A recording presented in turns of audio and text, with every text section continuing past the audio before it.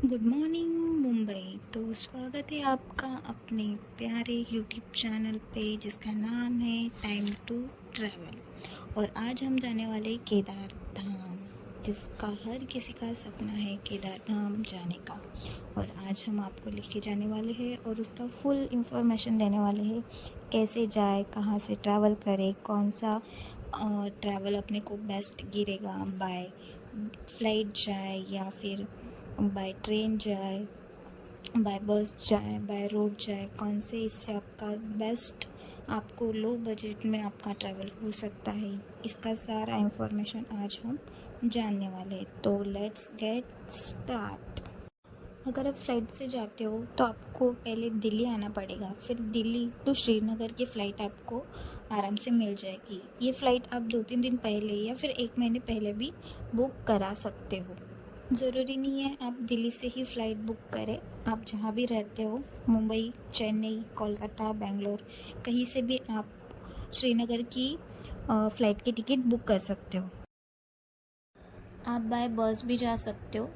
आपको बस के लिए दिल्ली जाना पड़ेगा और फिर दिल्ली से दिल्ली टू श्रीनगर की बसेस ये आपको रोज़ सुबह बस स्टैंड पे मिल जाएगी। या फिर आप बाय ट्रेन भी आ सकते हो। ट्रेन भी आपको दिल्ली टू श्रीनगर आराम से मिल जाएगी, जिसका सफ़र बहुत ही खूबसूरत और एडवेंचर भरा रहेगा।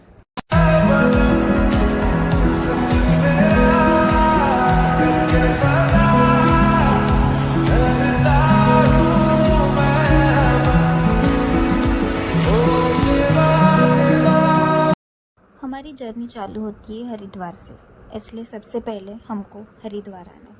हरिद्वार आने के बाद यहाँ पे गंगा में स्नान करना है और उसके बाद हम अपने को एक ब्यूटीफुल सा गंगा आरती देखने के लिए यहाँ पे मिलेगा, जो कि बहुत। उसके बाद अपनी जर्नी चालू होती है गौरीकुंड से। तो हमको पहले गौरीकुंड जाना है, फिर वहाँ से 16 किलोमीटर का अपना ट्रैकिंग का सफ़र चालू हो जाता है।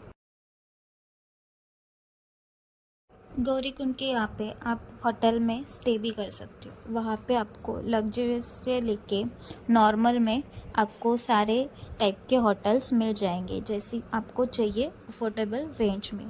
अगर आप केदारनाथ धाम के पास अगर होटल चाहते हो तो वहाँ पे भी आपको होटल के ऑप्शंस रहेंगे, लेकिन जितने ऑप्शंस गौरीकुंड के पास मिलेंगे उतने ऑप्शंस आपको ऊपर नहीं मिलेंगे।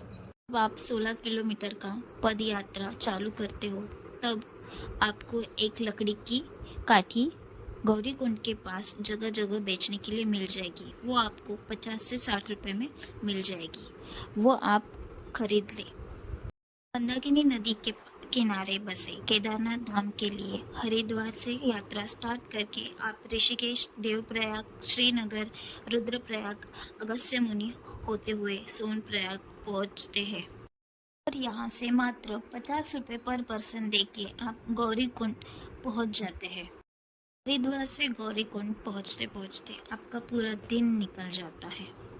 जैसे ही आप गौरीकुंड पहुंचते हैं वैसे ही थोड़ा दूर चलने के बाद 300-400 मीटर की दूरी पे आपको घोड़ा पड़ाव मिलता है। और अगर आपको घोड़ा पड़ाव से जाना है तो आपको 3000 रुपये पर पर्सन दे के आपको वो गौरीकुंड से लेके केदारनाथ तक लेके जाएगा।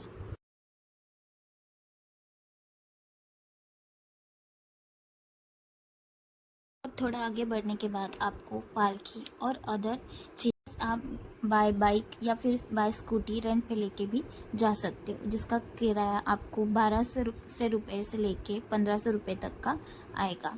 और आपको उसके लिए लाइसेंस होना बहुत ज़रूरी है। लाइसेंस दिखाने के बाद ही आपको स्कूटी या फिर बाइक रेंट पे दी जाएगी। गौरीकुंड के 5 किलोमीटर पहले सोनप्रयाग लगता है और सोनप्रयाग में आपको होटल के बहुत अच्छे ऑप्शंस मिल जाएंगे। वहाँ पे आप स्टे कर सकते हो। अगर होटल के रेंट की बात करें तो आपको 3000 से लेके 5000 के बीच में एक अच्छा नॉर्मल लग्जरियस नहीं बोल सकते बट नॉर्मल होटल आपको स्टे के लिए मिल जाएगा। प्लस आपको वहाँ पे डॉर्मेंट्री भी की अवेलेबल रहेगा।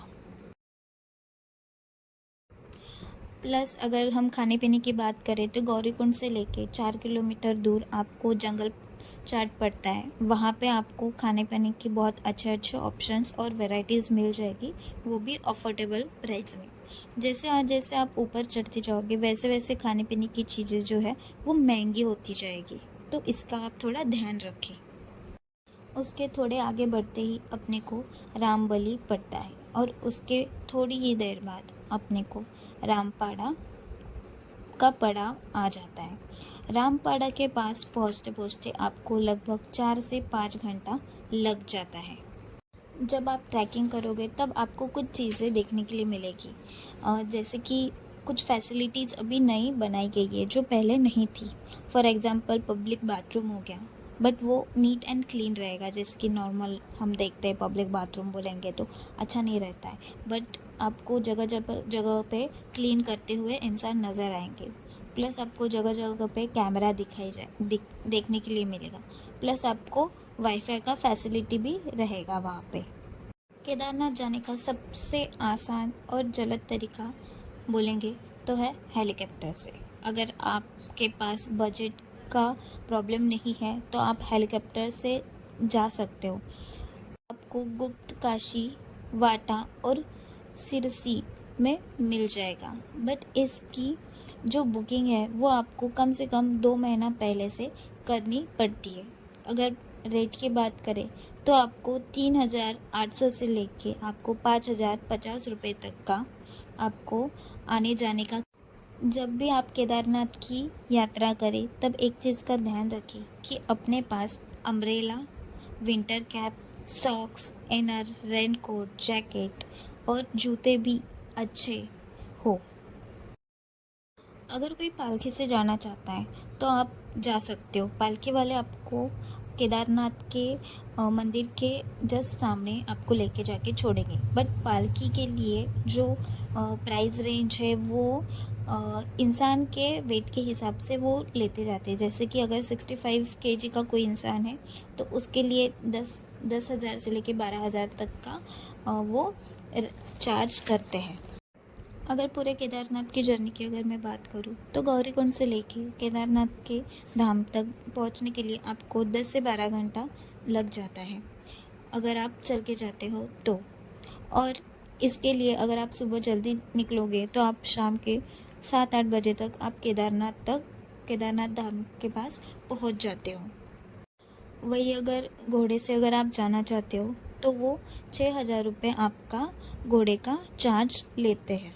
केदारनाथ धाम पहुंचने के बाद सबसे पहले हम GMVN के पास पहुंच जाते हैं और GMVN के पास पहुंचने के बाद वहाँ पे आपको रहने की एक अच्छी फैसिलिटी मिल जाती है। अगर नॉर्मल कॉमन लोग अगर जा रहे हैं या फिर फ्रेंड्स सर्कल में जा रहे हैं तो 5+5 का शेयरिंग होटल आपको वहाँ पे मिल जाएगा, बट जो बाथरूम रहेगा वो एक कॉमन बाथरूम रहेगा। इसके अलावा आप आपके बजट के हिसाब से आप वहाँ पे टेंट देख सकते हो या फिर आप आपका खुद का भी टेंट वहाँ पे लेके जा सकते हो।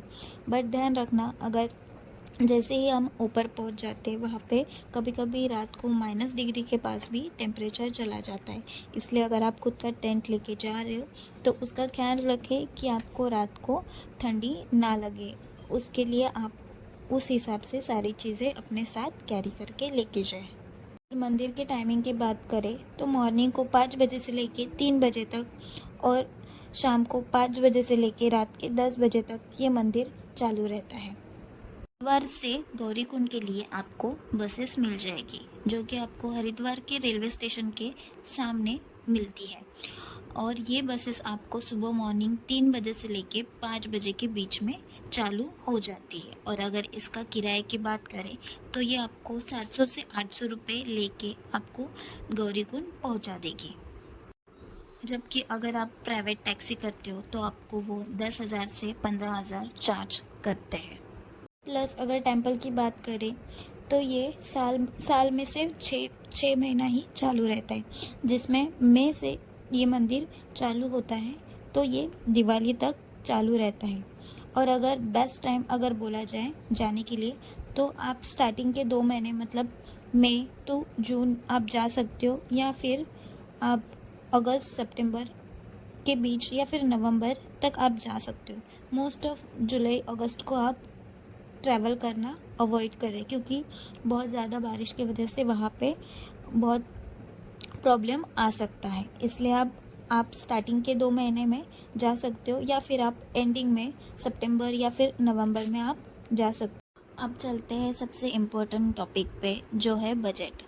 और हम सबको ही ऐसा लगता है कि अपने को एक अफोर्डेबल और बजट फ्रेंडली ट्रिप होनी चाहिए। तो अगर हम खर्चे की बात करें तो पहले तो ये देख लेते हैं कि हमको केदारनाथ यात्रा करने के लिए कितने दिन होने चाहिए। अगर आप केदारनाथ यात्रा करना चाहते हो तो आपके पास कम से कम 4 दिन तो भी होने चाहिए। 4 दिन 3 रात का अगर आपके पास रहेगा तो आप बहुत अच्छी तरीके से केदारनाथ का दर्शन कर सकते हो। चलो अभी ये देखते हैं कि अपना बजट कहाँ तक जाएगा। अगर आप बस से जाते हैं तो बस से जाने के लिए आपको 2000 बस का रेंट प्लस 2000 होटल प्लस 1000 खाना, ऐसे मिला के आपको 5000, अगर 5000 आपको बस से लग जाएगा।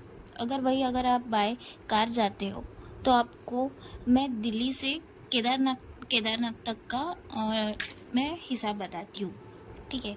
तो अगर आप कार से जाते हो तो बाय रोड से फिर 4000 पेट्रोल का ले लो, फिर 3000 आप होटल का ले लो, प्लस 2000 खाने का ले लो। तो ऐसा मिला के आपको 9000 तक का आपका बाय कार से खर्चा हो जाएगा।